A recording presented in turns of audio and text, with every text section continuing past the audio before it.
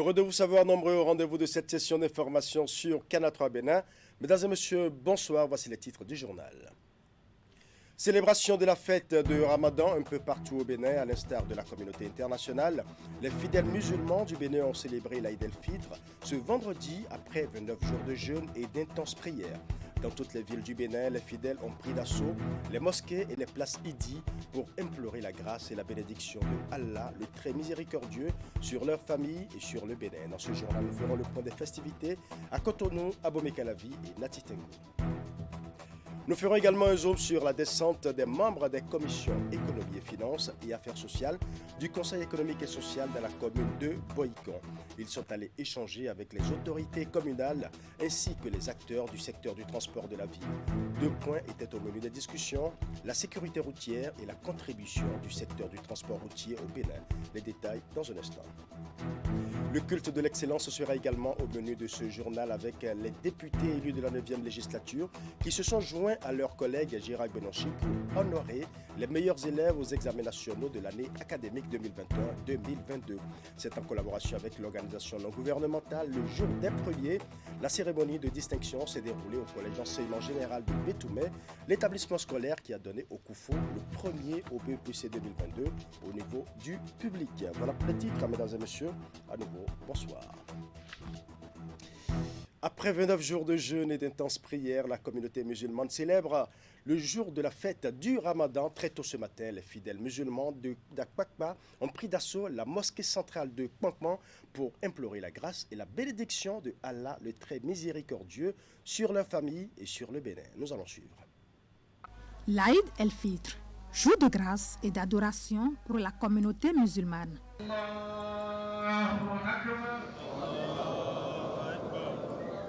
Vêtus de leur plus belle tenue, les fidèles musulmans d'Akpakpa prennent le rendez-vous à la mosquée Kwankman. C'est pour la prière de l'Aïd après 29 jours de jeûne du mois de Ramadan. Je suis fier d'être musulman aujourd'hui, d'être à la mosquée. Je appelle à tous les musulmans. Vraiment, si nous savons ce que dans Carême, dans ce mois de béni, on n'allait pas négliger. Ce mois de béni, c'est Dieu qui a béni cet mois de Carême.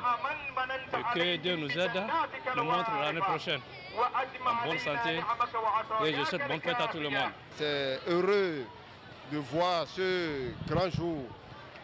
Parmi tant d'autres, nous avons l'obligation de venir rendre grâce à Dieu car plusieurs ont commencé et n'ont pas vu ce grand jour. Vraiment, pour cela, c'est un jour où nous devons beaucoup plus rendre grâce à Allah, le très miséricordieux. J'ai prié d'abord pour moi-même, pour ma famille, pour mon pays, pour la nation tout entière et pour nos dirigeants et surtout pour notre premier magistrat. Placée sous le signe de la paix, la prospérité et la bénédiction, cette grande prière de la fête de Ramadan est dirigée par l'imam Ilyassou Abdou Rahman. À ses côtés, les autres responsables de la mosquée. À l'occasion, le sermon prononcé rappelle l'importance du jeûne et ses avantages. On sait que les jeûnes du Ramadan, c'est une adoration. Alhamdulillah, c'est une adoration. Et en même temps aussi, ça nous donne des leçons de partager avec des amis, partager avec les pauvres. Et aussi, il y a bénédiction dedans. Et on sait que aussi, ça donne aussi beaucoup de la santé. Alhamdulillah. Et tout ça, c'est par la grâce d'Allah subhanahu wa ta'ala. Donc pour cela, nous les musulmans aussi, on est fiers d'être aussi musulmans. Parce qu'il y a beaucoup de leçons que notre adoration nous apprend. Visiblement, c'est aussi un moment de gaieté pour les fidèles. L'aboutissement d'un mois d'intense adoration qui se termine par la réjouissance. La grande prière de Ramadan chez les fidèles de l'imam Moutawakil à Agori Plateau dans la commune d'Abomey-Calavi est focalisée sur des messages assez forts et poignants. Il s'agit de la paix et du pardon qui doivent caractériser le musulman qui vient d'achever 29 jours de jeûne. Les fidèles musulmans ont massivement effectué le déplacement pour s'abreuver du sermon de l'imam. Teddy Goudalo nous en parle dans son reportage.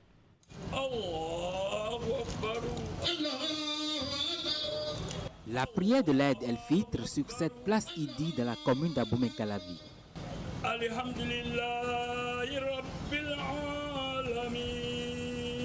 L'imam Moutawakil dirige les deux unités comme recommandé par les prescriptions islamiques.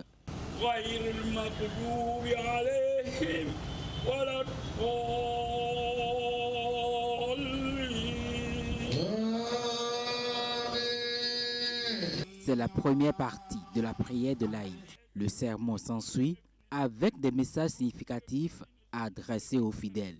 Le jeûne de Ramadan est fini, certes, mais nous avons 6 jours de jeûne surrogatoire dans le mois de Shawwal, à propos desquels Abu Ayoub al-Ansar, que Dieu l'agrée, a dit, que le messager d'Allah, paix et salut sur lui, a dit, celui qui jeûne le Ramadan, puis le fait suivre de 6 jours de jeûne dans le mois de Shawwal, est comme celui qui a jeûné tout le temps. Parlant toujours des vertus du jeûne, l'imam sensibilise sur la culture du vivre ensemble et surtout le pardon. C'est d'ailleurs ce que préconise cette fête, nonobstant son aspect réjouissance. Seul le pardon nous permet d'avoir la tempérance dans nos actions, la lucidité dans nos décisions. Et c'est ce dont on a plus besoin aujourd'hui pour construire le Bénin. Pour construire le Bénin qui a besoin de tous ses enfants. Et pour y arriver, nous devrons également obéissance, respect aux textes de loi de la République. Le ramadan est fini, mais bon, il faut toujours continuer les prières, les 5 prières quotidiennes, c'est très important. Nous accorder le pardon, comme nous avons l'habitude de demander à notre Seigneur Allah que son nom soit glorifié. Et de nous accepter l'un et l'autre. Outre les messages, l'imam Moutawakil a également imploré la miséricorde d'Allah sur le Bénin. Des invocations et des prières sont dites afin que règne la paix sur le territoire. Le sermon que j'ai fait, c'est pour la paix. Je lance un appel très très solennel à tous les Béninois de se pardonner, des gouvernants jusqu'aux gouvernés, et qu'on se pardonne, et qu'ensemble nous accompagnons le chef de l'État. Comme les deux unités, le sermon fait partie intégrante de la prière de l'Aïd, l'aboutissement de 29 jours de jeûne, d'intenses prières et d'adoration. Et dans l'arrondissement de Godomé, les fidèles musulmans sont sortis massivement pour prier. Occasion pour eux de prendre de nouveaux conseils chez l'imam qui les a entretenus sur les bons conseils qui doivent suivre le mois béni du Ramadan. Ils ont aussi prié pour la paix au Bénin et surtout pour les dirigeants. Clément Tchadé pour les détails. C'est un jour de grande affluence dans les différentes mosquées de l'arrondissement de Godomé et environ ce vendredi. Un jour de fête qui mobilise les fidèles après plusieurs semaines de jeûne.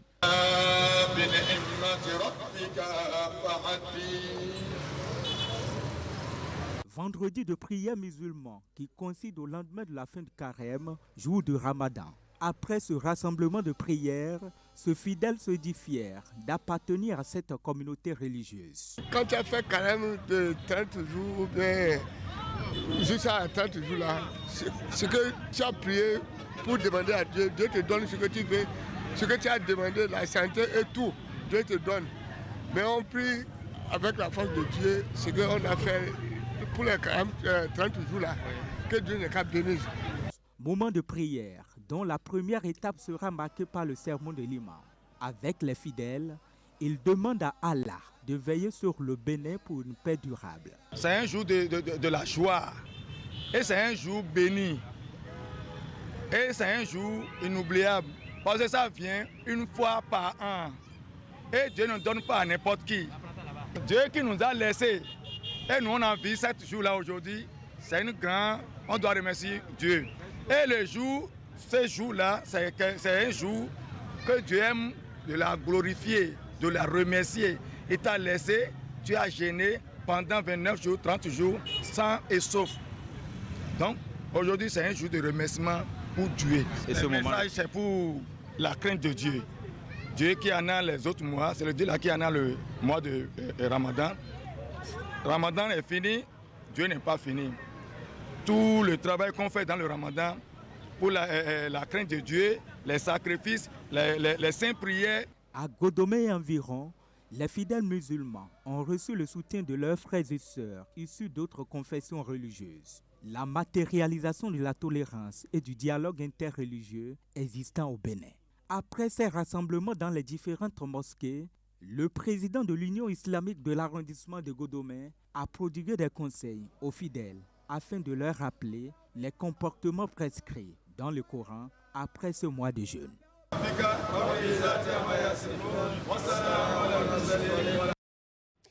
Dans le nord du Bénin, les fidèles musulmans de Nati Tengu ont pris d'assaut ce vendredi la place Idi de la ville pour la prière du Ramadan. C'est l'imam central de Nati Tengu qui a officié la prière du jour. Dans son sermon à l'endroit des fidèles, El Hadj Mohamed Sani a attiré l'attention de tous sur la propreté. Voici le reportage signé Régis Hippolyte Agosso. Ils n'ont pas manqué le rendez-vous de ce vendredi 21 avril 2023 à la place Idi de Nati Tengu. Après 29 jours de jeûne, les fidèles musulmans de la cité de Nanto ont pris d'assaut ces lieux pour la prière de l'Aïd el-Fitr. Allahu Akbar, Allahu Akbar, Allahu Akbar, Allahu Akbar. Ehdina siratal mustaqim, siratal ladzina an'amta alayhim, ghayril maghdubi alayhim waladdallin.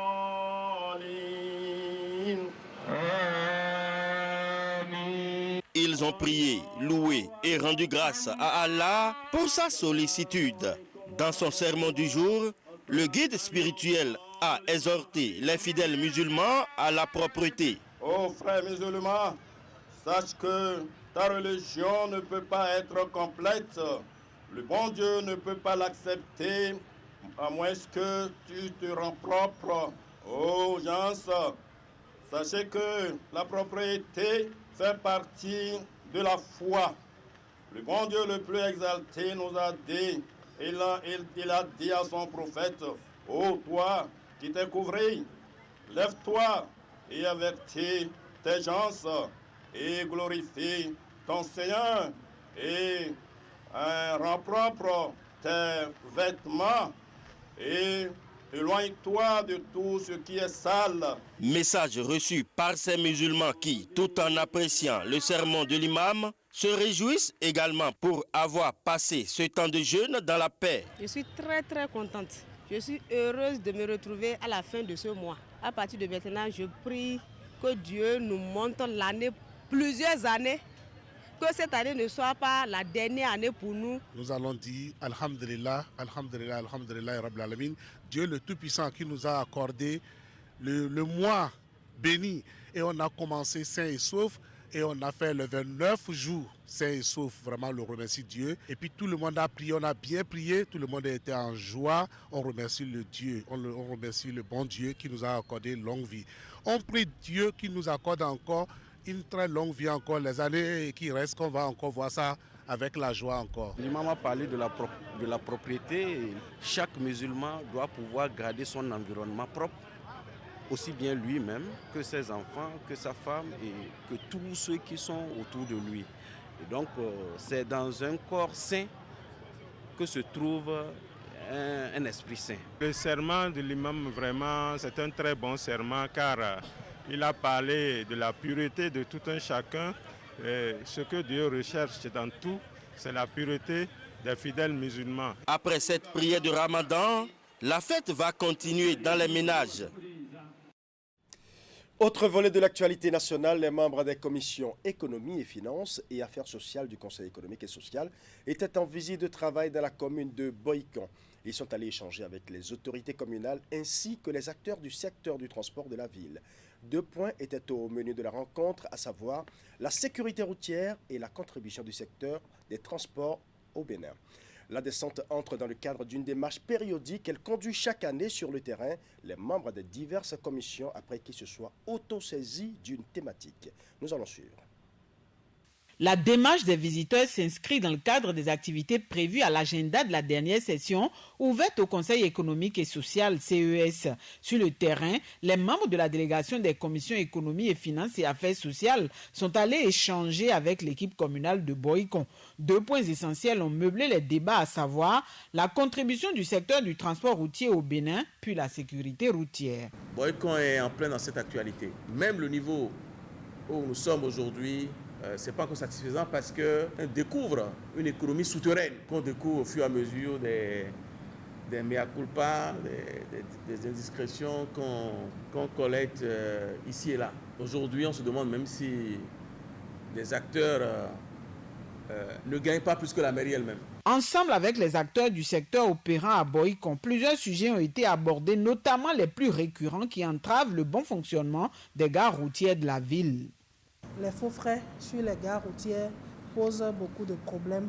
Donc, l'idée est maintenant de réfléchir à comment assainir. À l'issue de la rencontre, des propositions ont été faites par les autorités communales aux conseillers du CES. Ces derniers vont s'en inspirer afin de formuler les recommandations nécessaires à la redynamisation du secteur, mais aussi pour booster l'économie locale en particulier et celle nationale en général.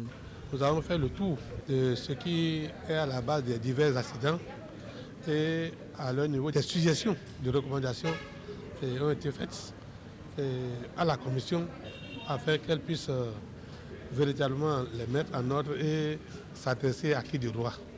Avec un peu plus de stratégie, je crois que nous allons éviter tout ce qui crée des manques à gagner à l'État, surtout les chargements opaques. Nous avons également échangé sur l'état des voies de convoyage des produits vers le centre-ville. D'autres initiatives ont également été prises en vue de contrer le plus possible les accidents sur les axes routiers du pays. Une visite des infrastructures de la gare routière a précédé les échanges avec les membres de la délégation. Dans le département du Mono, la croisade contre le phénomène de grossesse en milieu scolaire et dans les ateliers d'apprentissage s'intensifie avec la préfecture de l'Okossa et l'organisation non gouvernementale Plan International. Après les séances de sensibilisation organisées à l'intention des élèves et bien d'autres apprenants de centres de formation, des rencontres ont été initiées cette fois-ci avec les patrons des ateliers et des leaders d'opinion dans diverses communes du département du Mono. Voici le reportage de Narcisse Alossé. Première étape de cette offensive lancée contre le phénomène des grossesses en milieu scolaire et dans les lieux d'apprentissage, la commune de Grand Popo, frontalière avec le Togo.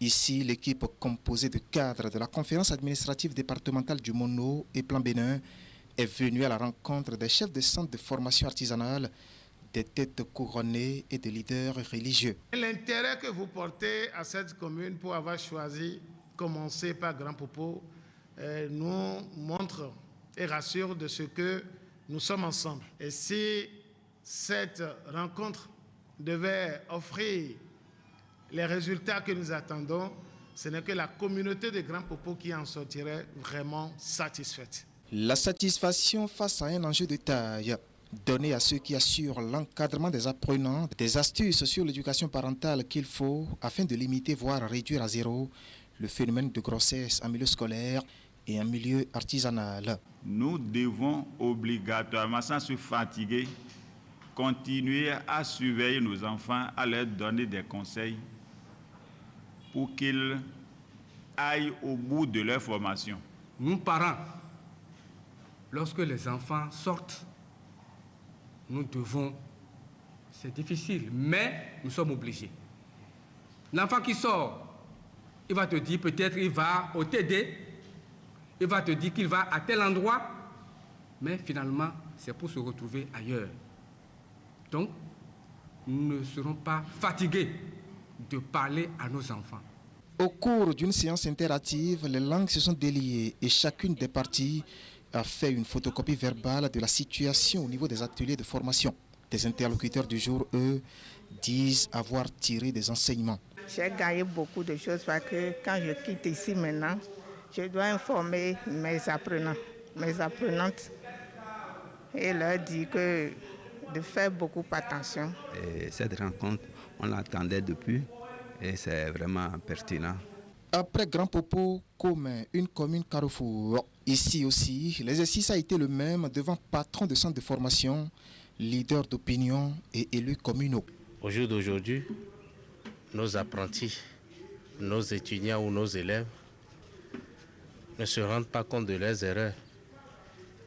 Et prendre une grossesse, étant sur les bancs ou étant un apprenti dans un atelier, a des risques. Et je pense que le préfet a bien fait, il a bien choisi le moment pour que les apprentis, les élèves soient sensibilisés. Une campagne de sensibilisation commencée depuis des mois dans les lycées et collèges, mais aussi dans les centres de formation artisanale du Mono. Résultat attendu, impacter le plus grand nombre d'acteurs qui accompagnent les élèves et bien d'autres apprenants en termes de connaissance des textes de loi qui encadrent ce phénomène. De l'eau potable pour les populations d'Adamé dans la commune d'Aplaroué, département du Koufou. C'est grâce à l'érection d'une adduction d'eau villageoise par l'organisation Direct Aid. Un projet réalisé avec le concours du préfet Christophe Mengbeji. Retour ici sur les temps forts de la cérémonie d'inauguration du joyau. Reportage. C'est une coupure symbolique de ruban qui sonne la fin d'un cauchemar ici à Damé, dans la commune d'Aplaroué. Les gens vont dans les rivières pour prendre de l'eau. Et ce n'est pas des eaux potables. Désormais, plus besoin de s'exposer aux maladies avec des eaux de rivière. Le liquide vital propre à la consommation est apporté de main grâce à l'organisation humanitaire Direct Aid. Elle y a érigé une adduction d'eau villageoise composée d'un château surmonté d'un réservoir, des pompes et de forages qui offrent un débit de plus de 6 mètres cubes par heure. Cet ouvrage fait partie désormais de votre patrimoine. Prenez-en soin avec amour et délicatesse.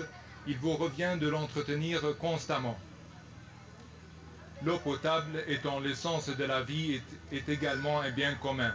Sur ce, chère population bénéficiaire de Aplaoué, je vous invite et vous prie de faire un bon usage de ce château d'eau. Avec cette nouvelle infrastructure, en effet, les populations de la commune, en particulier celles vivant dans les zones les plus reculées, auront désormais un accès plus facile et plus sûr à l'eau potable, ce qui améliorera leur qualité de vie et leur santé.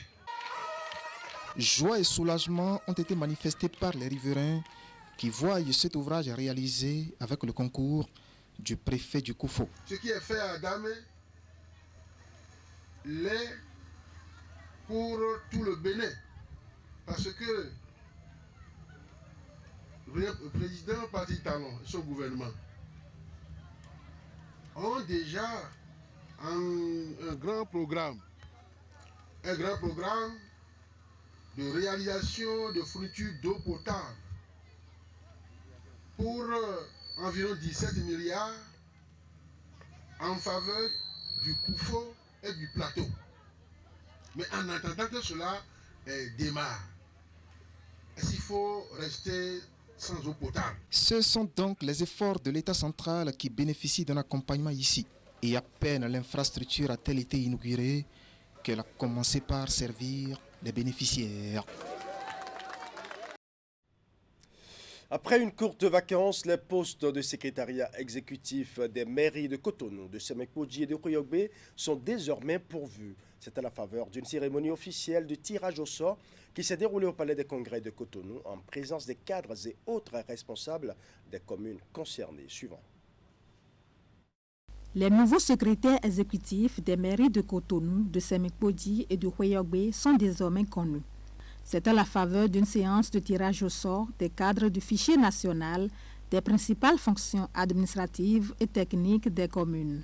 À la suite du tirage au sort des SE de ces 3 communes, la cellule de suivi et de contrôle de la gestion des communes a également procédé au tirage de leurs suppléants.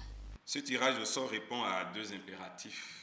Le premier se rapporte à la nécessité de remplacer les 3 secrétaires exécutifs révoqués en Conseil des ministres le 12 avril 2023 pour des raisons de mauvaise gouvernance.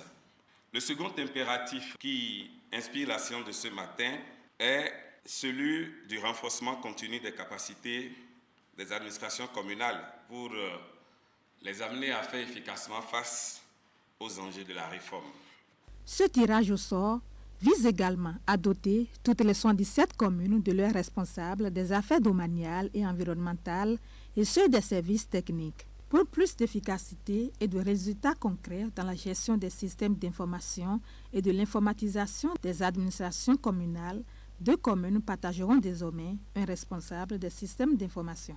Qui nous souviennent en effet qu'aux premières heures de la mise en œuvre de la réforme structurelle du secteur de la décentralisation, les fonctions de responsable des affaires domaniales et environnementales et celles de responsable des services techniques et même celles de responsable des systèmes d'information ont été jusqu'ici mutualisées entre plusieurs communes. À l'épreuve, la cellule, aussi bien la cellule que les autres acteurs se sont rendus compte qu'il n'était pas aisé de poursuivre la mutualisation sous cette forme, ne serait-ce que pour ces 2 fonctions-là, eu égard aux exigences inhérentes à ces fonctions. La dernière campagne de sélection a donc permis d'enrichir le fichier de cadres répondant au profil adéquat pour ces fonctions, les fonctions des affaires, des responsables des affaires domaniales et environnementales et des responsables des services techniques, ainsi que des responsables des systèmes d'information. Outre cette séance de tirage au sort, la cellule de suivi et de contrôle de la gestion des communes a prévu organiser, dès le 3 mai prochain, à l'intention de ces nouveaux cadres, un séminaire d'intégration en prélude à leur prise de service. Et pendant ce temps, ça grogne dans le rang des confédérations et centrales syndicales. Elles s'insurgent contre l'ingérence des membres du gouvernement dans le choix des représentants des travailleurs au sein des commissions administratives paritaires. À travers une assemblée générale d'explications tenue ce mercredi à la Bourse du Travail à Cotonou, la COSI Bénin, la CSTB, la CSA Bénin et l'UNSTB ont conjointement alerté l'opinion publique sur cette situation préjudiciable au dialogue social. Reportage. Les pourparlers entre fêtières syndicales et membres du gouvernement pour le renouvellement des commissions administratives paritaires convenaient aux 2 parties jusqu'à la situation actuelle. Les acteurs sociaux voient une volte-face des ministres et des tentatives d'ingérence dans les prérogatives des syndicats. Le gouvernement ne peut pas désigner des représentants de travailleurs à leur place, en violation, disent-ils, des dispositions en vigueur. À des organisations représentatives que vous avez reçues, une première fois, vous avez dit vous les recevrez. Ce n'est pas une correspondance, une simple correspondance. C'est une preuve du mépris pour les organisations syndicales. Un mépris pour les organisations syndicales, un manque d'élégance dans la démarche. Ce n'est pas la démarche, ça. Mais nous avons pris acte. Nous avons pris acte et nous comprenons que le politique s'est mêlé dans cette désignation. Il n'est pas admissible de permettre à quelqu'un qui a reçu un mandat, parce que la toge de ministre est une toge reçue de nous par les élections. Et de ce point de vue-là, on ne peut pas le transformer en quelque chose qu'on a reçu de Dieu et qui nous permet de piétiner toutes les règles de fonctionnement d'un ministère ou d'un projet de dialogue social. Les commissions administratives paritaires au ministère de l'enseignement primaire et au ministère de l'enseignement secondaire sont des organes de dialogue social et de gestion des carrières des agents de l'État. En 2019, c'est par mesure consensuelle que les travailleurs devant y siéger ont été désignés en l'absence des décrets d'application de la loi sur le statut général de la fonction publique. Situation qui ne saurait être encore rééditée cette fois-ci. Si au départ, les ministères concernés avaient organisé les élections professionnelles, il n'y aurait pas de raison que les confédérations interviennent. Mais aujourd'hui, ce n'est pas le cas. Si ce n'est pas le cas, aux membres, nous savons le nombre de syndicats que nous avons. Au niveau de l'enseignement secondaire, nous savons le nombre de syndicats que nous avons. Comment ces syndicats-là peuvent désigner des représentants dans le contexte juridique que je vous ai donné là, sans qu'il n'y ait une intervention pour trouver une solution? C'est ce qui explique en réalité l'intervention des confédérations. Si ce n'est pas une incongruité, comment est-ce qu'on peut reconduire une liste de personnes? Ces personnes représentent quoi? Zéro. Donc aucun gouvernement sérieux, même si on devait aller dans leur logique, il devait au moins demander aux organisations que les intéressés représentaient là si ces organisations-là leur renouvellent la confiance. C'est tout au moins ça. C'est le minimum.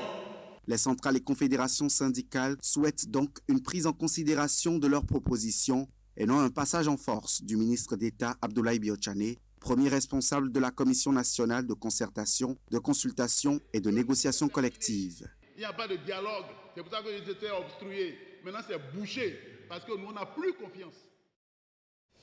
Allons maintenant dans le département du Koufo où les députés élus de la 9e législature se joignent à leurs collègues Gérard Benochi pour promouvoir l'excellence en milieu scolaire dans leur région. En collaboration avec l'organisation non gouvernementale Le Jour des Premiers, ils ont honoré les meilleurs élèves aux examens nationaux de l'année académique 2021-2022.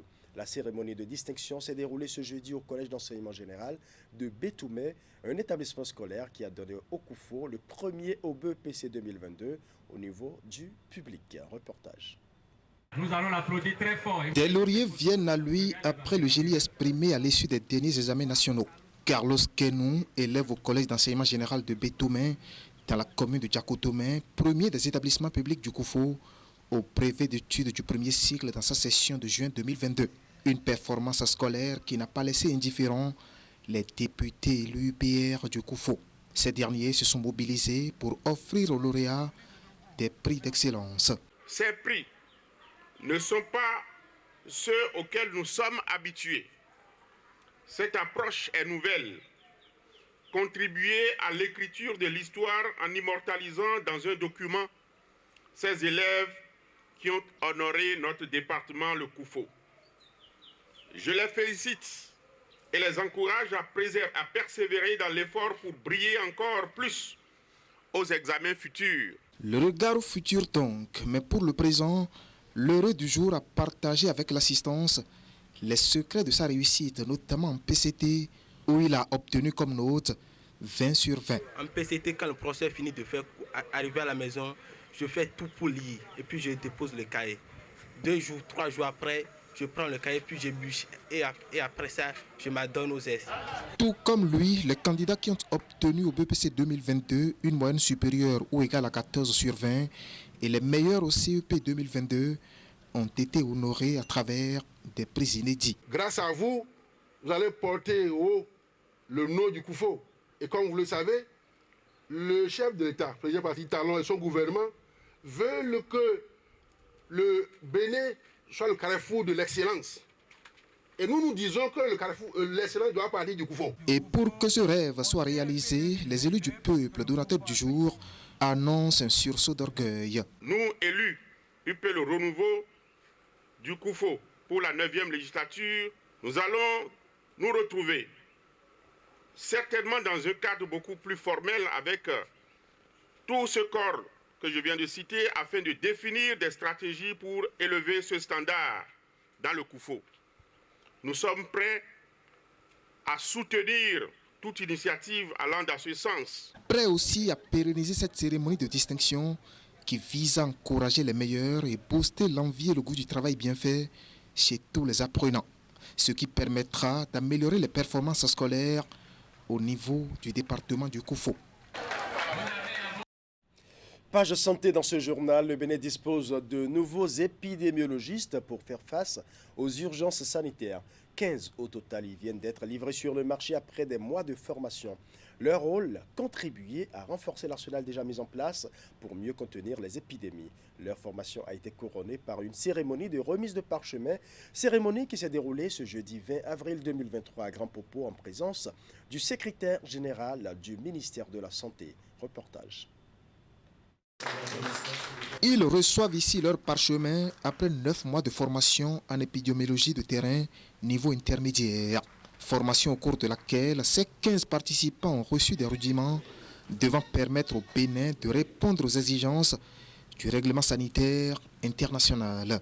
Qui veut que pour que les pays soient protégés face aux événements sanitaires, qu'on ait un épidémiologiste pour 200 000 habitants. Donc c'est dans ce cadre que cette formation est initiée dans plusieurs pays dans le monde et le Bénin fait partie des pays pour lesquels ces exigences ont un gap énorme à combler. Parlant de gap à combler, le Bénin disposait jusque-là de 9 épidémiologistes sur un besoin de 63.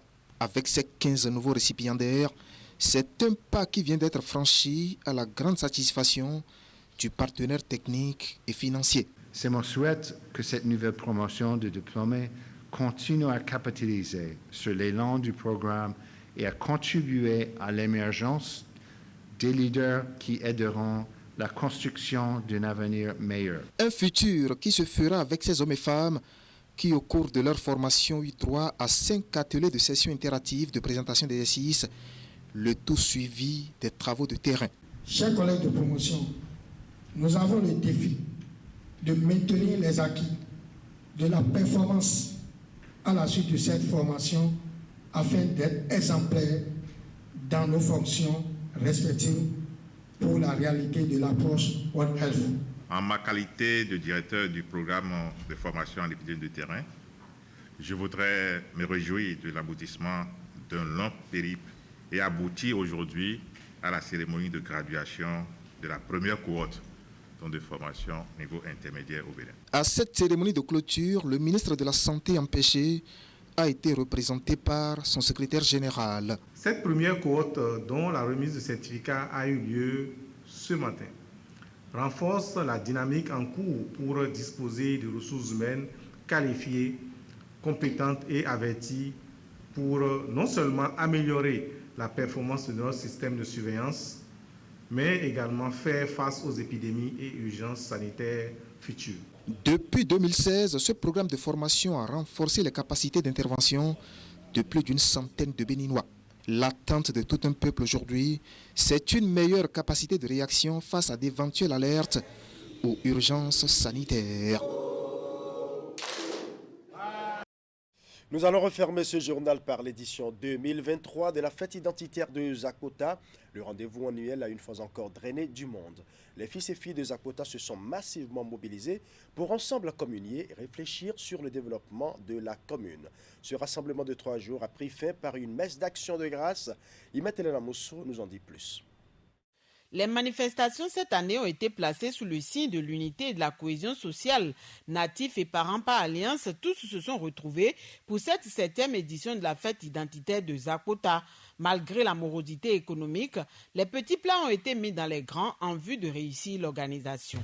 Malgré toutes les vicissitudes, notre rêve est devenu finalement une réalité. À cet effet, j'adresse toute ma gratitude à tous ceux qui, de près ou de loin, ont fait confiance pour soutenir le comité d'organisation à travers des participations, des dons et l'aide, des vivres, des bêtes, afin que cette fête soit belle. Tout le comité d'organisation, par ma voix, vous dit infiniment merci et vous exhorte de ne pas s'arrêter en si bon chemin, car la continuité de nous accompagner pour la pérennisation des prochaines éditions. Les festivités ont été étalées sur 3 jours. Elles ont démarré par une caravane à travers la ville. Ces réjouissances ont aussi été meublées par diverses activités, dont certaines à caractère social. Je dirais que les objectifs sont déjà atteints. Atteints dans la mesure où il y a des gens que moi je n'ai plus vus maintenant il y a des années. Aujourd'hui, je les ai retrouvés. On a échangé, on a partagé beaucoup de choses ensemble. Encore qu'il y a des œuvres sociales, des œuvres de développement à travers la mobilisation des fonds.